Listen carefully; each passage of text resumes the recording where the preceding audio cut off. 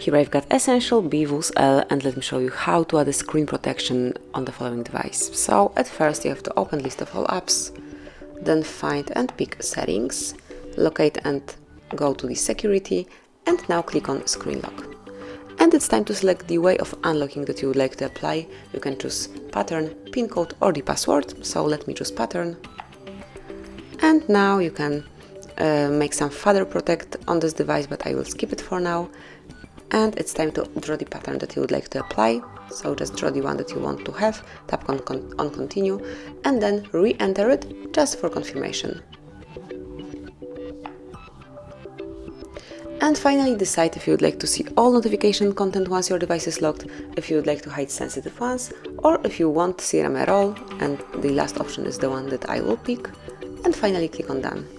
And that's it. As you can see from now on, to unlock your device, you will have to enter this pattern. And that's it. So that would be all. This is how you can protect your phone. Thank you for watching. Please subscribe our channel and leave the thumbs up.